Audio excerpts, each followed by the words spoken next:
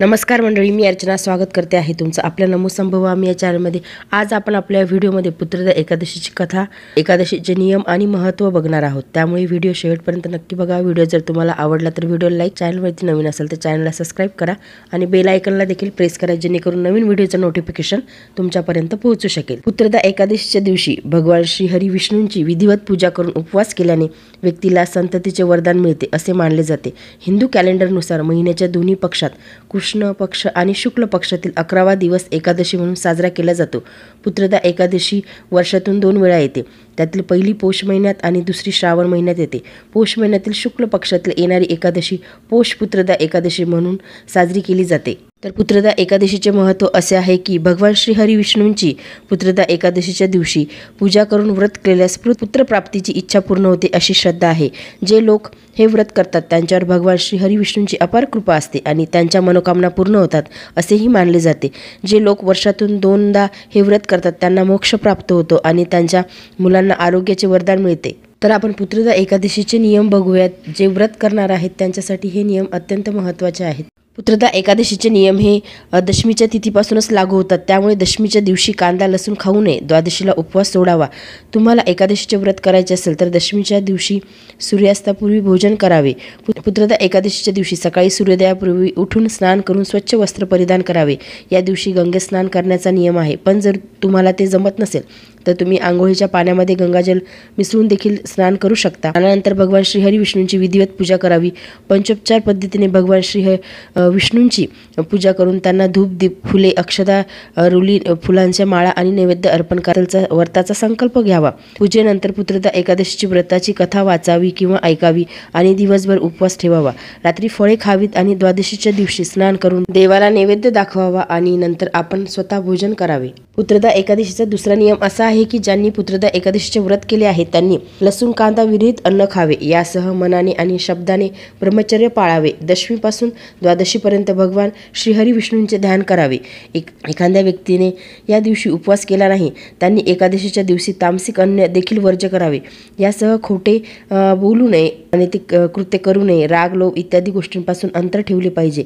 एकादशीच्या दिवशी वैष्णव धर्माचे पालन करावे। त्यामुळे एकादशीच्या दिवशी वांगी, सुपारी, मांस, मद्य इत्यादी गोष्टीपासून स्वतःला दूर ठेवले पाहिजे। या दिवशी जे काचेचे भांडे असते त्यामध्ये अन्न खाऊ नये।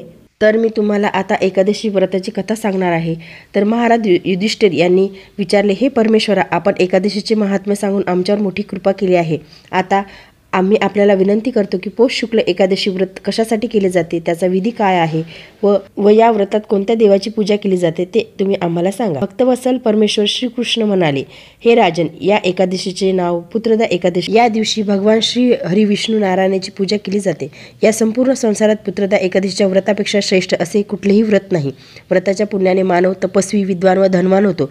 या संदर्भात एक कथा सांगतो, ती लक्षपूर्वक ऐका। भद्रावती नावाच्या नगरीत सुकेतुमान नामक राजा राज्य करीत असे। त्याला संतान नव्हते। त्याच्या पत्नीचे नाव शैव्या होते। ती निपुत्रिक असल्याने नेहमी दुःखी असायची। राजाकडे धनसंपत्ती, हत्ती, घोडे, मंत्री, संत्री सगळे होते, मात्र राजाला कुठल्याच गोष्टी समाधान मिळत नव्हते। मी मेल्यानंतर माझे कोण पिंडदान करेल याच विचारात राजा असायचा। मुलगा नसल्याने आपण पूर्वज व देवाचे ऋण कसे चुकू या विचारात राजाच्या मनात घर केले होते। ज्या घरात कुलदीपक नसेल त्या घरात नेहमी अंधार असतो अशी राजाची समजूत झाली होती। कुलदीपकासाठी काही ना काही प्रयत्न केले पाहिजे असे राजाला सारखे वाटायचे। ज्या व्यक्तीने पुत्रमुख पाहिले आहे तो धन्य आहे। अशा व्यक्तीला पृथ्वीलोकात यश व परलोकात शांती लाभत असते। पूर्व जन्माच्या पुण्याने व्यक्तीला पुत्र धनप्राप्ती होत असते। राजा अशा विचारात रात्रंदिवस असायचा। राजाला पाहताच एक ऋषी म्हणाले, हे राजन, आम्ही आपल्यावर अत्यंत प्रसन्न झालो आहोत। आपल्या मनात असेल ते वर मागा। हे ऐकताच राजांनी त्यांना विचारले, महाराज, आपण कोण आहात? येथे येण्याचे प्रयोजन काय आहे? राजाच्या प्रश्नाला उत्तर देताना ऋषीने सांगितले, हे राजन, आज संतान देणारी पुत्रदा एकादशी आहे। आम्ही विश्वदेव असून आम्ही या सरोवरात स्नान करण्यासाठी आलो आहोत। एकदा राजाच्या मनात अनेक नाना विचार घोळत होते। त्याने आत्मदहन करण्याचा प्रयत्न केला, पण आत्महत्या करणे हे पाप असल्यामुळे त्याने हा विचार सोडून दिला। एके दिवशी राजा घोड्यावर बसून जंगलात निघून गेला व तेथील झाडा फुलांना न्याहाळू लागला। जंगलात त्यावेळी मोर, वाघ, सिंह, माकड, साप आदी मुक्त संचार करत होते।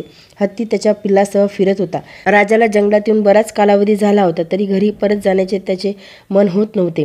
जंगलातील दृश्य पाहून तो विचार करत होता, मी आजपर्यंत यज्ञ केले, ब्राह्मण देवतांना भोजन दिले, सगळ्यांना तृप्त केले, तरी माझ्या वाट्याला दुःखच का आले असावे।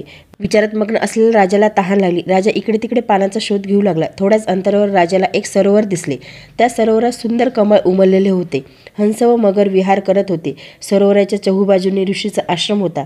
त्याचवेळी राजाचा उजवा डोळा फडफडायला लागला. राजाला शुभशकून प्राप्त होणार असल्याची जाणीव झाली. तो घोड्याहून खाली उतरला आणि ऋषीमुनींना नतमस्तक करून त्यांच्यासमोर विराजमान झाला. हे ऐकून राजाने म्हटले, ऋषीदेवता, मला संतान नाही, माझ्यावर कृपा करा, मला पुत्रप्राप्तीचे वरदान द्या. ऋषीमुनी म्हणाले, हे राजन, आज पुत्रदा एकादशी आहे. हे व्रत आपण अवश्य करावे. परमेश्वर कृपेने आपल्या घरात लवकरच पाळणा हलेल. ऋषीमुनीचे वाक्य ऐकून राजाला त्या दिवशी एकादशीचे व्रत केले व द्वादशीला या व्रताचे उद्यापन केले. ऋषीमुनींना दंडवत करून राजा महलात परतला. काही दिवसातच राणीला दिवस गेले. 9 महिन्यानंतर राजाच्या घरी मुलाने जन्म घेतला. राजाला कुलदीपक मिळाला. राजाचा पुत्र अत्यंत शूरवीर, यशस्वी व प्रजापालक. अशा प्रकारे सर्व सुखाचा उपभोग घेत शेवटी राजालाही मोक्ष मिळाला. भगवान श्रीकृष्ण युधिष्ठिराला म्हणाले, हे राजन, अशा प्रकारे पुत्रदा एकादशीचे व्रत केल्यास योग्य पुत्र व शेवटी मोक्ष प्राप्त होतो. तात्पर्य हेच की पुत्रप्राप्तीसाठी पुत्रदा एकादशीचे व्रत केले पाहिजे. जो व्यक्ती या व्रताचे महात्म्याचे पठण किंवा श्रवण करतो त्याला मृत्यूपश्चात स्वर्गात जागा मिळते. तर तुम्ही देखील पुत्रदा एकादशीचे व्रत नक्की करा आणि ही कथा नक्की ऐका. व्हिडिओ शेवटपर्यंत बघितल्याबद्दल तुम्हा सर्वांचे आभार. व्हिडिओ जर तुम्हाला आवडला तर व्हिडिओला लाईक करा. चॅनलवरती नवीन असेल तर चॅनलला सबस्क्राईब करा आणि हा व्हिडिओ इतरांना देखील शेअर करा, जेणेकरून त्यांना सुद्धा ही माहिती मिळू शकेल. धन्यवाद.